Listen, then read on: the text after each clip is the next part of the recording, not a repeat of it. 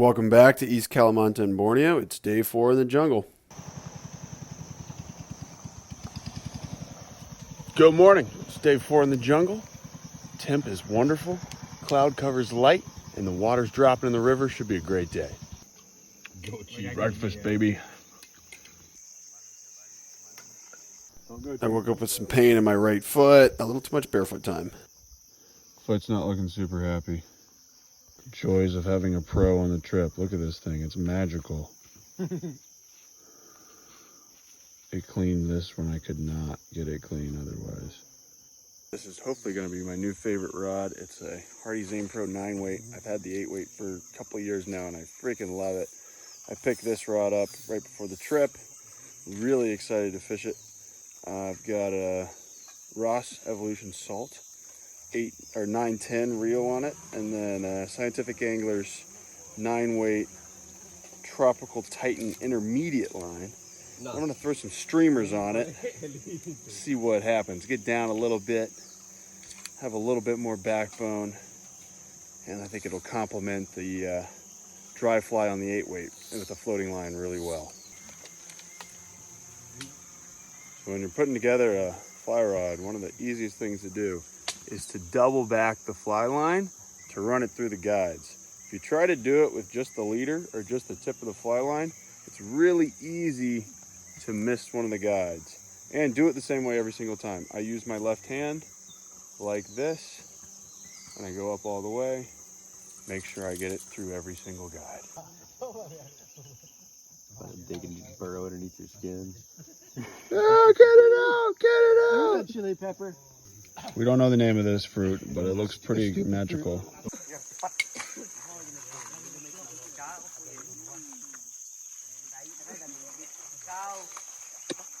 Oh yeah, that's magical.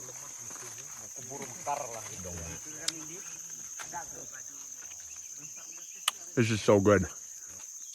These are so good.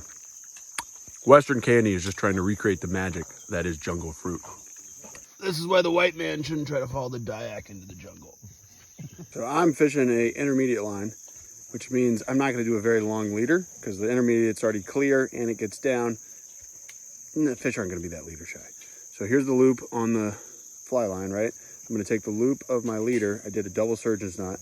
I'm going to go through the fly line, and then I'm going to double it back. Again, double it back instead of just take the tip point and run it through. And then make sure I can get that knot through there. And then when I cinch it down, I want it to look like a figure 8. I don't know if I'll be able to show that on camera very well.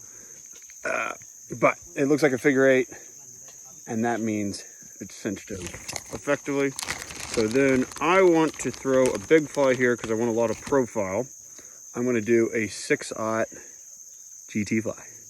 And because I've got such heavy tippet, 60 pound, I'm going to do an improved Homer Rhodes. So that is a tarpon fishing knot. And what it starts with is a figure 8. So you do a double overhand to make the figure 8. And then I take this tag end and I run it back through the figure 8 in the same direction as the other end of the line. When I moisten it, I'm going to cinch it down to the knot. And then I'm going to take my left hand, pinch down the line, double it over, and then do an overhand knot on top of that line. And then I will cinch it down. And you want to have 3 points of tension here, so put the hook through something that can hold it. Put the tag in through your mouth. Moisten it one more time, and then bring it tight. Boom. That's good. That's ready to go. I'll nip that off, and we're ready to fish. Day 4 begins. That's what it's done with. Hey. Another day? Oh!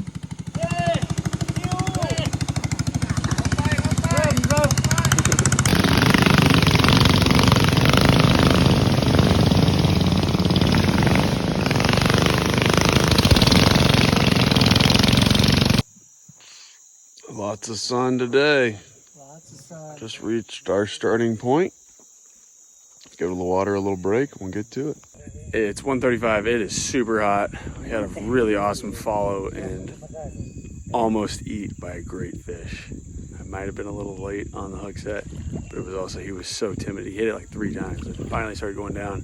I was gonna wait for him to get all the way on top of it and then hit him. And it didn't happen. 1 hour later. The sun is kicking my ass. We're in some shade now.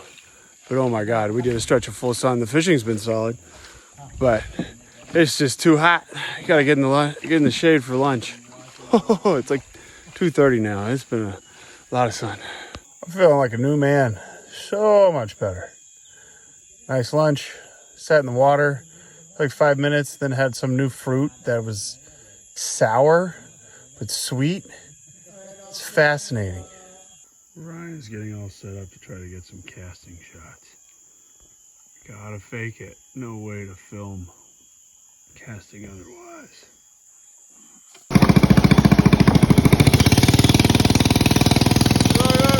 No. Where are we going?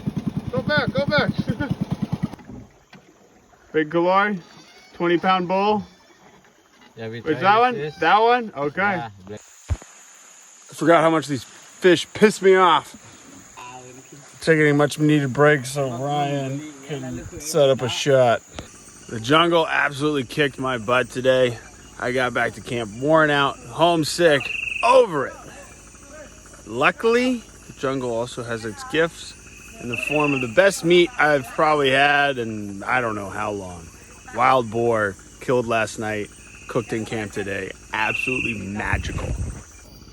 I was too hungry to get a before photo, but yeah, it was so good. And here's what camp's looking like at night. A water filter, that's where my gym is. Another platform, kitchen right up there to the right.